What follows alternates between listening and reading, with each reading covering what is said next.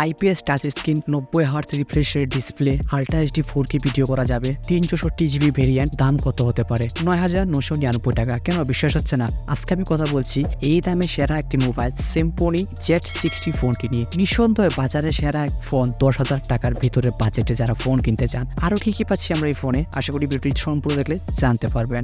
এই সেমে Symphony use করেছে আপনার 2G থেকে 4G নেটওয়ার্কের সুবিধা। ডুয়াল সিম আমরা ন্যানো সিম পাচ্ছি এখানে। দেন আপনি এখানে USB 2 পাচ্ছি, দেন OTG পাচ্ছি আমরা, USB টাইপ সিও পাচ্ছি। দেন এখানে সবচেয়ে গুরুত্বপূর্ণ যে ফিচারটা সেটা হলো ডিসপ্লে 6.52 ইঞ্চিজের আপনার IPS touch screen 90 hertz refresh রেটের একটা ডিসপ্লে ইউজ করা হয়েছে। এবং ক্যামেরা হিসেবে ব্যাক ক্যামেরা ইউজ করছে Symphony dual camera setup 52+2 megapixel. এবং এই ক্যামেরা সেটআপ দিয়ে আপনি ফুল এইচডি 4K 2160 পিক্সেলে ভিডিও রেকর্ড করতে পারবেন। ফ্রন্ট ক্যামেরা ইউজ করা হয়েছে 8 মেগাপিক্সেলের। এই ক্যামেরা সেটআপ দিয়ে আপনি ফুল এইচডিতে 1080p তে ভিডিও রেকর্ড করতে পারবেন। সো এখন আসি ব্যাটারিতে এখানে Symphony ইউজ করেছে লিথিয়াম পলিমার 5000 mAh ব্যাটারি, সাথে থাকছে fast charging 18 watt. Operating system হিসেবে Symphony ফোনটি আসছে অ্যান্ড্রয়েড 12-তে।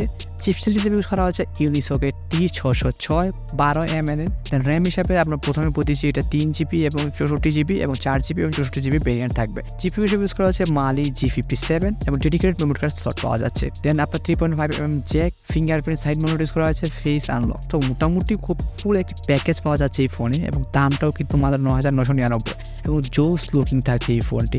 বলতে গেলে আইফোনের মতন একটা শেপ ইউজ করা হয়েছে Symphony নতুন এই ফোনে। তো ধন্যবাদ বন্ধুরা ভিডিওটি দেখার জন্য। যারা 10,000 টাকার বাজেটের নিচে একটি ফোন নিতে চান তারা চাইলে Symphony Z60 ফোনটি দেখতে পারেন। আমার এই সিরিজটি চলমান থাকবে।